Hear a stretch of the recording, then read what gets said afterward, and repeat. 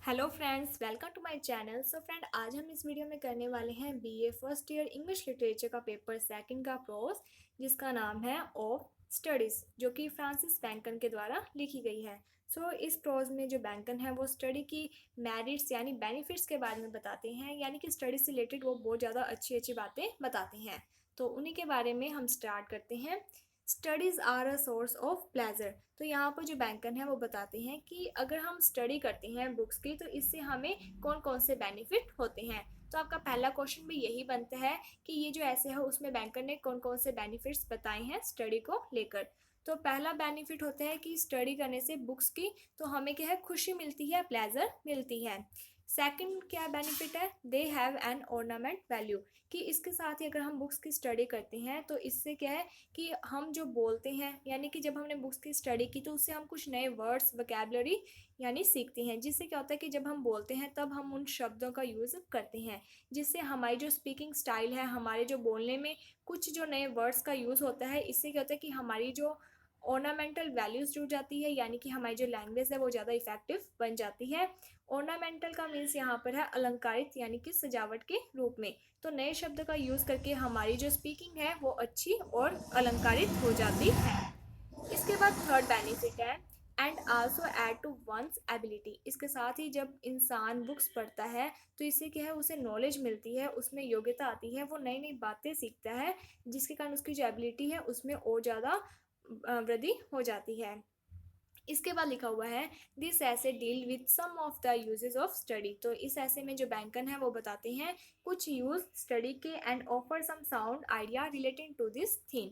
तो पहला क्या उन्होंने बताया था, बेनिफिट की प्लेजर मिलता है बुक्स की स्टडी करने से। और ये किन लोगों को मिलेगा, the pleasure of study can be best enjoyed by a man leading a life of aloneness, आएगा अलोंगनेस एंड रिटायरमेंट, कि जो इंसान अकेला है या फिर रिटायर हो चुका है अपने काम से, अगर वो इंसान खालीपन में बुक्स की स्टडी करता है तो उसे क्या है, प्लेजर मिलेगा, खुशी मिलेगी। Second, the ornamental value of study lies in enabling a man to become a good talker, कि अगर कोई इंसान स्टडी करता है बुक्स की तो इससे क्या होगा कि वो एक अच्छा टॉकर यानी कि अच्छे तरीके से वो बात कर सकता है। He who spend too much time in study is temporarily lazy. तो यहाँ पर जो बैंकन है वो कहते हैं कि स्टडी करने के बेनिफिट्स तो बहुत ज़्यादा हैं, बट अगर हम हमेशा ही बुक्स पढ़ते रहेंगे तो जो बैंकन है वो कहते हैं कि ऐसे इंसान हैं जो वो कहीं ना कहीं अस्थायी रूप से लेजी भी हो जाते हैं, आलसी भी बन जाते हैं। He who make too much use of reading for purpose of conversation is trying to make a vain display of his learning. अगर कोई इंसान ज़्यादा पढ़ता है और वो ये दिखाने की कोशिश करता है कि उसका जो कन्वर्सेशन है वो बहुत ज़्यादा अच्छा है, तो ये क्या है, एक तरीके से हमारी ये जो लर्निंग को दिखावा हो जाता है, ठीक है। तो इसका क्या है, इफेक्टिवनेस कम हो जाता है। If a man judgement is one wholly by rules he has learn from books it show his eccentric.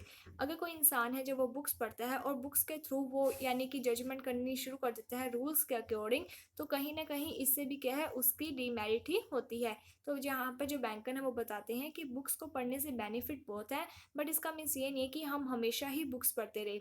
वो इंसान जो कि प्लेजर के लिए बुक्स पढ़ रहा है, अगर वो ज़्यादा प्लेजर गेन करने के चक्कर में ज़्यादा बुक्स पढ़ेगा तो कहीं ना कहीं हम उसे क्या है, टेम्परेरी लेजीपन कह सकते हैं।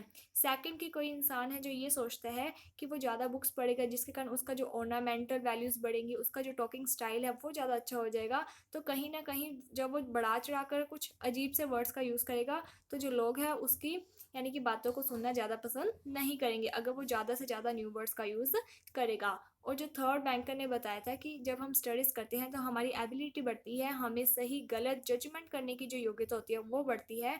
तो यहाँ पर जो बैंकर है वो कहते हैं कि इतना भी नहीं है कि हम इतनी ज़्यादा बुक्स पढ़ लें कि हम सिर्फ बुक्स के अकॉर्डिंग, जो बुक्स में रूल्स दिए हुए हैं उसके अकॉर्डिंग ही जजमेंट करें। मीन्स कि यहाँ पर जो बैंकर है वो कहते हैं कि हमें हमारी जो लाइफ, प्रैक्टिकल लाइफ है, उससे भी कुछ ना कुछ सीखना चाहिए, हमें सिर्फ और सिर्फ बुक्स के ऊपर नहीं डिपेंड रहना चाहिए।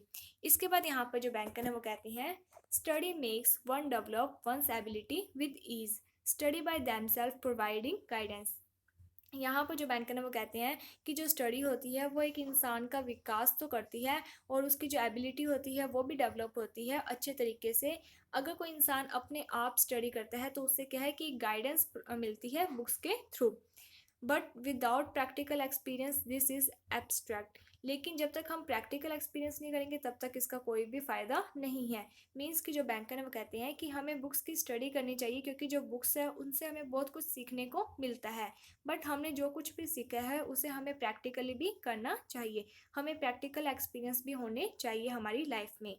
यहाँ पर जो बैंकर है वो कहते हैं कि हमें हमारी जो प्रैक्टिकल लाइफ है उससे भी एक्सपीरियंस लेना चाहिए, एंड जो बुक्स की स्टडी है उनसे भी सीखना चाहिए।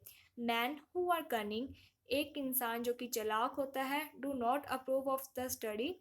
तो ऐसा नहीं है कि वो उस स्टडी को स्वीकार नहीं करता, but those who are simple feel and admiration of study. लेकिन जो इंसान सिंपल होता है वो क्या करता है कि वो उस स्टडी की एडमायरेशन करता है। Man who are basically wise, अगर कोई इंसान है जो वो बेसिकली क्या है, बुद्धिमान है, make use of study for their progress. तो वो स्टडी का, बुक्स की स्टडी का क्यों यूज़ कर रहा है, ताकि उसकी प्रगति हो। तो यहाँ पर जो बैंकर है वो कहते हैं कि हमें बुक्स क्यों पढ़नी चाहिए। अगर कोई बुद्धिमान इंसान है तो वो बुक्स इसीलिए पढ़ेगा ताकि उसकी प्रगति हो, ना कि इसलिए कि वो सिर्फ बुक्स में ही उलझा रह जाए। One should not read books only to contract other. यहाँ पर जो बैंकर है वो कहते हैं कि एक इंसान को बुक्स इसलिए नहीं पढ़नी चाहिए ताकि वो दूसरे इंसान का कंट्राडिक्ट यानी कि विरोध करता रहे, यानी कि दल तर्क वितर्क देता रहे, अपनी दलीलें देता रहे। All things written in books should not be follow in life. तो यहाँ पर जो बैंकर है वो कहते हैं कि बुक्स में जितनी भी बातें लिखी होती हैं इसका मीन्स ये नहीं है कि हमें हर एक बात को फॉलो करना चाहिए इंसान को लाइफ में। One should ponder over what he reads and how it is use. एक इंसान को ये देखना चाहिए कि जो उसने पढ़ा है वो सही है या फिर गलत है, यानी कि उसको जजमेंट करना चाहिए कि ऐसा नहीं कि उसने बुक्स में पढ़ा और वो बात सही है। उसको पहले जज करना चाहिए कि ये बात सही है या फिर नहीं। उसके बाद जो उसने बात पढ़ी है अगर वो सही है तो उसे अपनी लाइफ में किस तरीके से यूज़ करना है इसके बारे में भी उसे पता होना चाहिए। तो यहाँ पर जो बैंकर है वो कहते हैं some books are to be read in parts only, कि कुछ बुक्स ऐसी होती हैं जिन्हें हमें पार्ट्स में पढ़ना चाहिए डिवाइड करके। सम में बी रीड क्विकली एंड हस्टली, और कुछ बुक्स ऐसी होती हैं जिसे हमें जल्दी से बस पढ़ देना चाहिए। ज़रूरी नहीं कि हमें उसकी हर एक बात समझ में आनी चाहिए या फिर याद होनी चाहिए। देयर आर ओनली अ समान number of books that are worth close and detail study. तो यहाँ पर जो बैंकर है वो कहते हैं कि बहुत ही कम संख्या में ऐसी किताबें हैं जिन्हें हमें बहुत ज़्यादा क्लोजली एंड डिटेल में स्टडी करनी चाहिए। In the case of some books, कुछ ऐसी बुक्स होती हैं, a man may engage somebody else to read them and then tell him what they contain. तो यहाँ पर जो बैंकर है वो कहते हैं कि कुछ बुक्स ऐसी होती हैं जो कि एक इंसान को दूसरे व्यक्ति से पढ़वानी चाहिए, और उसके जो दूसरा व्यक्ति बात मतलब वो पढ़ रहा है बुक उसको सिर्फ सुनना चाहिए, यानी कि उसे क्या है, समरी सुननी चाहिए। फॉर एग्जाम्पल जैसे कि अब आपका ये जो टेक्स्ट है, अगर आप इस पूरे टेक्स्ट को ना पढ़ के अगर आप मेरी वीडियो देख रहे हो तो आपको ये जो समरी सुनने को मिल रही है। सो यहाँ पे बैंकर ने यही एग्जाम्पल दिया है कि हमें खुद को वो बुक्स ना पढ़ के हमें सिर्फ उसकी समरी सुन लेनी चाहिए। इसके बाद लिखा हुआ है also given him extract from them, यानी कि उसके अंदर जो भी मेन बातें हैं वो हमें सुननी चाहिए।